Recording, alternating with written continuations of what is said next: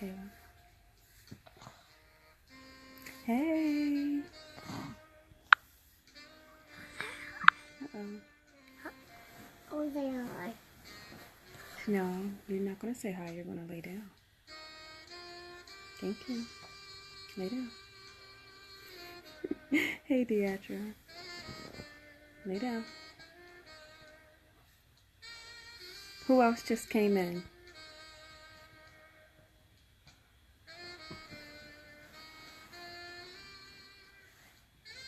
Lay down.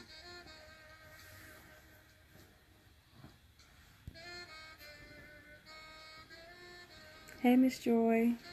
Hey, Terry.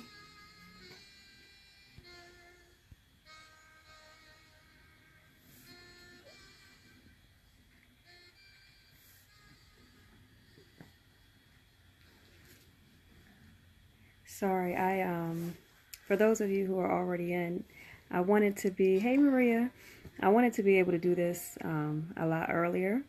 I usually get the kids in bed by, as you can see, this one's not asleep. But the kids are normally in bed sleeping by now. But Caleb is just refusing to go to sleep. And I think if I wait any longer, I'm just not going to do it. So, hopefully he's not too much of a distraction for myself or you guys who's watching for this message. I'll give it a few more seconds for some more people to get in, so I don't have to repeat anything. But while you're waiting, if there's any of you who want to say hi, Caleb. Hi. So while you're waiting, if there's anybody who would like to share any prayer requests with those who are already in and watching, you can feel free to go ahead and type that on your screens. And hey, London, how are you? But like I was saying, no, you need to be asleep, buddy. But if there's anybody who just, if you have any prayer requests that you would like to share, with myself, and I'll be sure to cover those, or with those of us who are in the chat who are watching live, feel free to type that on the screen, and trust that I will absolutely be lifting those things up for you. Mommy. Yes, Caleb. Say hi, London. Say hi to London. Yeah. London, Caleb says hi. But anyway, I'm going to go ahead and get started. Again, I hope that Caleb is not too much of a distraction, because he should be in bed and he's refusing to go to bed. But hey, Crystal. But I wanted to share. No, okay, that's TT Crystal. But I wanted to. All right, sweetheart, lay down. I wanted to share something with you all, and my prayer is that as I share that this is encouragement for those of you who are watching. And I know it's been a long time, probably I think since January is the last one I can remember, but it's been a long time since I've done a live video for the purpose of sharing something to encourage you all outside of announcing an event or something going on. And so I wanted to be able to start doing that again. I know that for a while last year, hey Lex, for a while last year up until I think about January of this year, I was hosting, no, not hey Lex, you lay down. I was hosting the Wednesday morning calls for the Set Apart Women. Mommy. Yes, sweetheart. Okay, Mommy needs you to lay down. Thank you. But for a while I was hosting the Set Apart Women phone calls, and several people have been reaching out asking, what has happened to those phone calls, because they were looking forward to them every week, just receiving the word or devotion or encouragement through those. And the young lady, Christina, who that's her thing. That's what she's running. She has a lot going on right now and some awesome things, but she has a lot going on right now. So we just haven't been able to move forward, and I haven't been able to actually connect with her to move forward in that. But there are several avenues. The Faith Walkers call is something that if you're interested, you can ask me for their contact information. They do a phone call every morning at 5:30 Eastern Standard Time, where they share devotion. So if you're interested, definitely message me and I'll send you their information. So one of my girlfriends, I was telling them that I would try to do videos more often to share something, and this one is not going to be too long because, as you can see, this little one here is very distracting. But I wanted to share this with you. And my last message is, the music too loud? Someone tell me if the music is too loud, because I just turned it down. But my last message in January, that's when I had shared with you all that I was really sick in the beginning of the year. And I just had a mountain full of things going on. No, it's soft. Thank you, Terry. I had a lot of things going on medically in January, where I had to keep going back to the hospital, and they kept diagnosing me with more and more things on top of each other. And, it was crazy. It was a crazy time. And, the first thing that we can tend to say when things like that happen, and not to say that it's not, that it's not true, because there are absolutely times where it's the enemy that is attacking. But sometimes we'll always go to that first, right? We'll always say, oh, the enemy is trying, to get you or stop you from, moving into your promises and things like that. Mommy, yes, sweetheart. the music's too loud. The music's not too loud. Lay down. But we'll always blame it on the enemy. And what the Lord allowed me to realize then in January was that at that point in time, it wasn't the enemy. It wasn't the enemy. It was really the Lord saying, during this time, during all of this is your time for rest. You need to take care of your body. And if you go back to that video I posted back in January when I was sharing that, I was saying that there were some people in my life who were reminding me how important it is to be still. And in January, that was also when the verse, it was Psalm 46:10, be still and know that I'm God. And that was when I really began to just let that verse soak in, and really took to heart what that meant to be still. And even if you read it, no matter what translation you read it in, because other translations will say something different, and I'm going to get to that. But no matter what translation you read it in, whether it says be still or whether it says cease striving, there's a comma right after that before it continues to say, know that I'm God. And so it's showing the importance, even in the wording. Alicia, hey! But it's showing the importance in how it's written, in the written form. Be still. Pause, right? And know that I'm God. And so that's something, again, that I shared back in January. And this has been on my heart to share with you all for a while, and I've gotten to share it with a few of my friends, some of you which are watching now. And so I wanted to share this publicly so that it can encourage, hopefully some of you. Sweetheart, please stop messing with that. Thank you. But the thing is, stop it. Thank you. The thing is, one of the things for a long time that discouraged me was that I'm home, and that I'm home with the little ones, and I don't know if some of you watching are stay-at-home moms or dads, and there are some people who, like, that's the one thing that they desired to be in life. Yes, sweetheart. I don't like this one. Okay, but I need you to lay down, okay? Because I'm going to have you go in your bed. All right, so I need you to lay down. But, there are some people who that is their desire, to be a stay-at-home parent, right? But that was never part of my desire and part of my plan, and I used to always say, man, I didn't go to school and get 2 degrees to be a stay-at-home parent, right? And so I just knew that because the reason I worked throughout my pregnancy with Caleb. I actually was at work as I was going through labor with Caleb. And so I just knew with Blair, it was going to be the same exact thing. And so when I was pregnant with Blair, it was more of a difficult pregnancy. And I was actually encouraged by my doctor to stop working. And so that came at a time, the same exact week that the doctor told me to stop working was the same week that the state of Virginia approved me to start my residency towards my licensure for professional counseling. And so I was like, oh my goodness, this is just something else that's pushing me back towards my goal and towards the vision that, the Lord had given me. And so I was a little discouraged, but, my husband and I, we said, it's okay.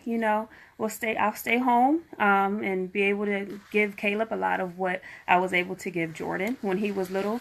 And when Blair is about 3 months, I'll go back to work. Right? That was the plan.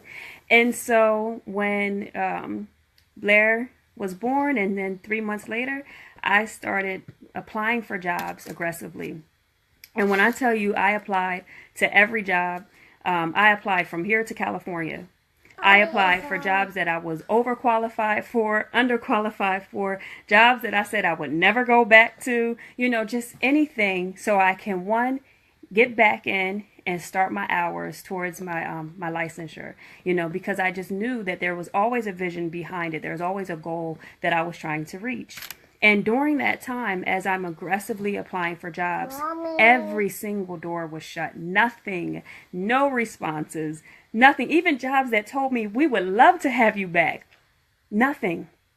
And for me, that was new because I've always been in a situation where if I needed a job, I got a job like that. And so I was very discouraged, but at the same time, encouraged in knowing that, okay, this must be the Lord.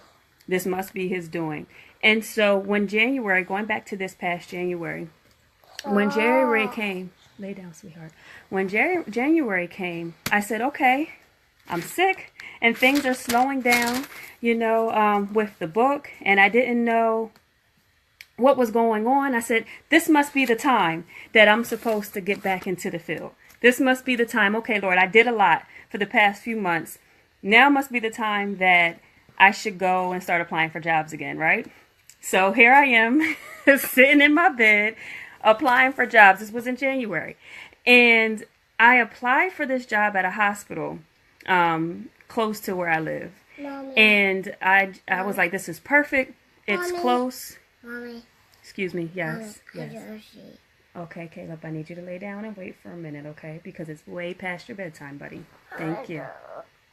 And so, sorry, guys. Caleb, you may go downstairs and get a bottle of water, or you can wait for Mommy, okay? All right? And no fussing because it's past your bedtime. So, anyway, I was applying for this job at a hospital here, close to my home, and I was like, this is perfect. It's close, the hours are great, and it's going to allow me to get my hours that I need towards my licensure as a counselor.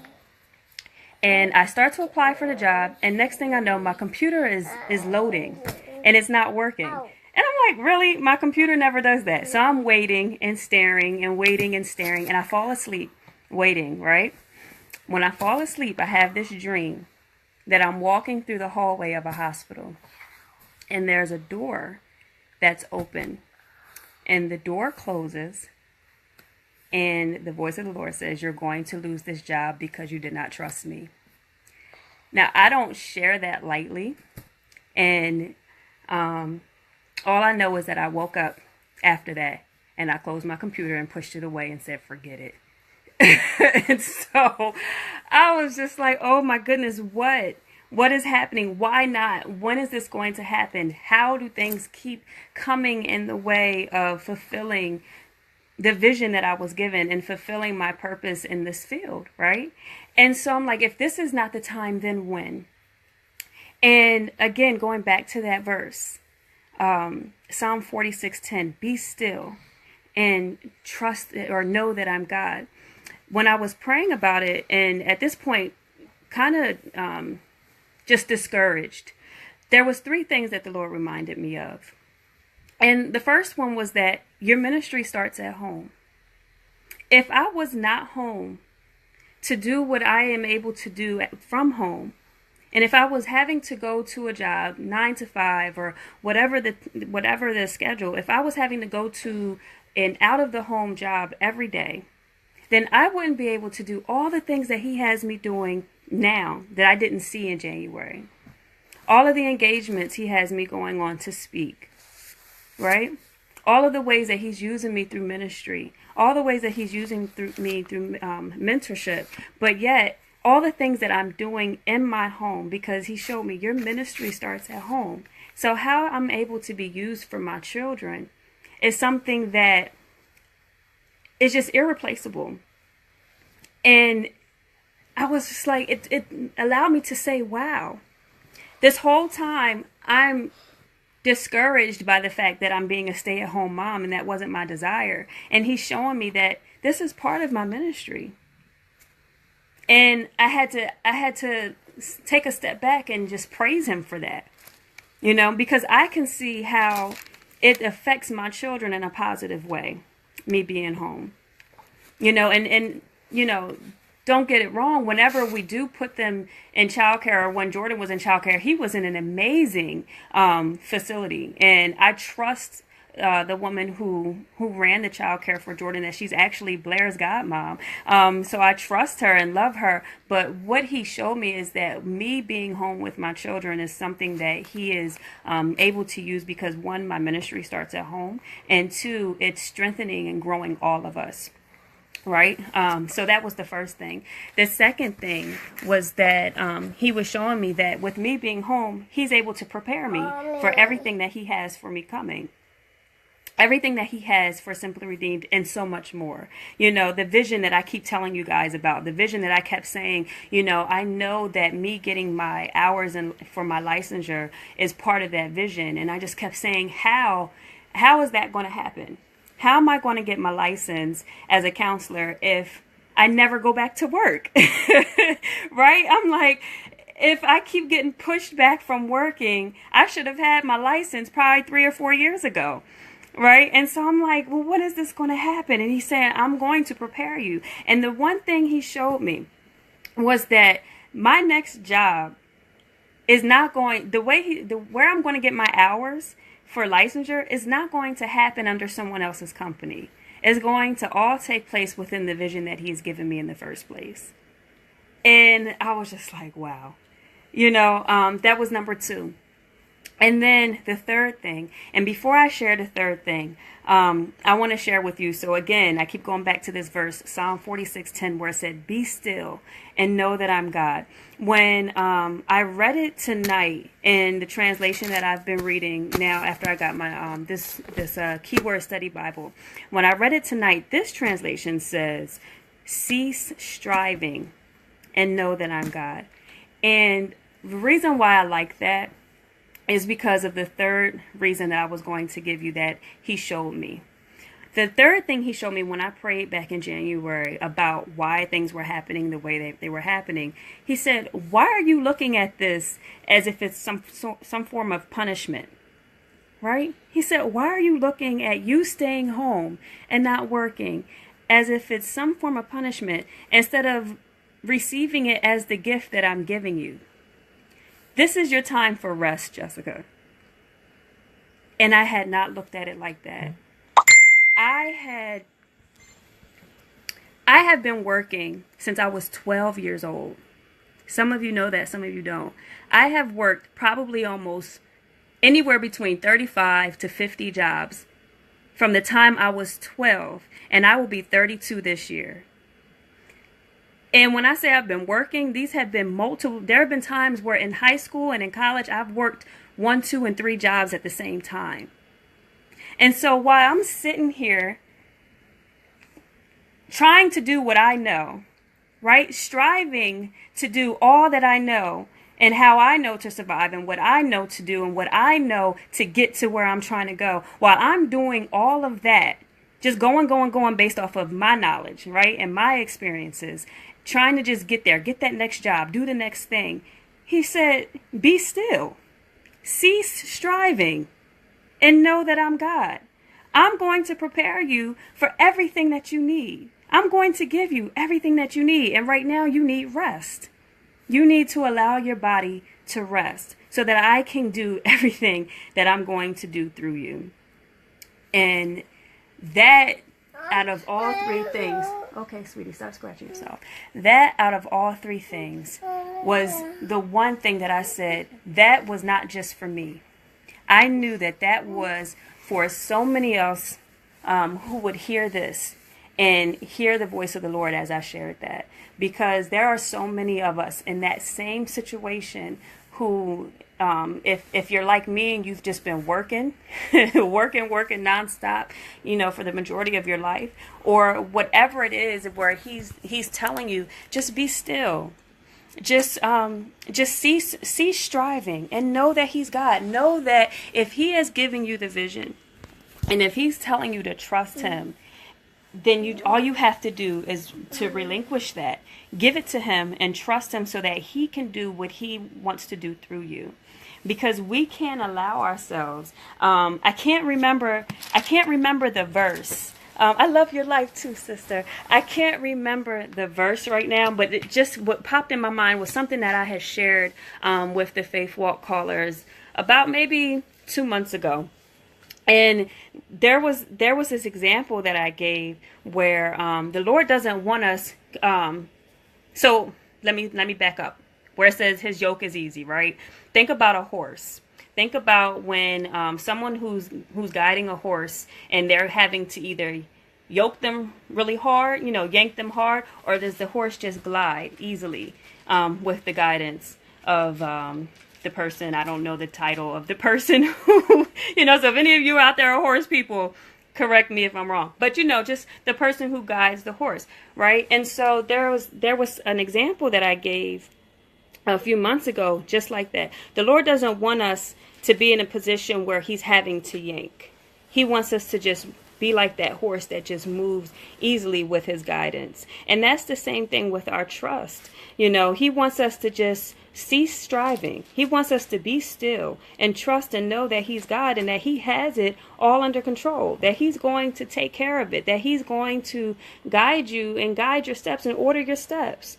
And so while I was sitting here discouraged on why things weren't happening in the time frame that I thought that they should happen or in the order that I thought that they should happen, he was already preparing me for every step, right? So now, as you've all probably seen through different things that I might post, and there are a lot of things that I don't share yet or haven't shared just because it's just not the time to share, but just know that God is absolutely doing some amazing things, and it's all because of my obedience.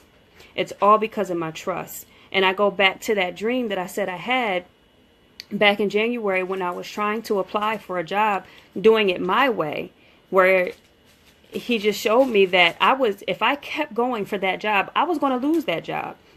Not because I wasn't good at the job, because I've never lost a job. I was going to lose that job because I didn't trust him. And so we have to think about that. We have to think about, what are we willing to sacrifice? Are we willing to sacrifice our pride and how we think things should happen so that we can trust him? Because when we do that, things will be so much better, right? Or are you willing to sacrifice what God has for you for the sake of how you think things ought to be done? And so that just takes me also to just another verse that has just been encouraging me for like the past 3 or 4 months. And it's Ephesians 3:20. And it says where he is able to do exceedingly and abundantly above all that we could ask or think. And I'm telling you, whoever is watching and listening, that's exactly what he is manifesting in my life right now. That because of my obedience and because of my trust, he is absolutely doing so much more than I could even imagine, doing so much more than I could ask for or have thought of how this was all going to play out. And so I just wanted to take these few minutes to encourage you all to one, continue to trust him. And that has been the ongoing theme since I've started the Facebook Live videos last year. It's just really being about that trust. Continue to trust him, continue to be obedient. And just again, from this particular encouragement, be still, cease striving, and know that he's God, and know that he's got you. And rest is so important, and be mindful, like he shared with me, be mindful that in these seasons of rest, it's not a punishment, because I looked at it as a punishment. I looked at it as a delay. It's not a punishment. It's not a delay. It is necessary so that we can be prepared. Somebody said preparation earlier. Absolutely. So that we can be prepared for what it is he is going to do through us. So I'm not going to take any more of your time. Plus, Caleb is getting very restless. So thank you all for watching. Please share this message if it has spoken to you or encouraged you, so that it can encourage someone else. And I will let you all know the next time I do a live. But if you have any questions or comments, and you want to continue the conversation even after the video is done, then go ahead and do that, and I'll make sure that I respond. And what else was I going to say? I don't know what else I was going to say. Oh, yes. Also, I am going on a trip to Dominican Republic in December, and I would love if you could share that. That's on my page. So if you could share that, or possibly support through a donation, that would absolutely be a blessing to my family and myself, as it will help send me to Dominican Republic.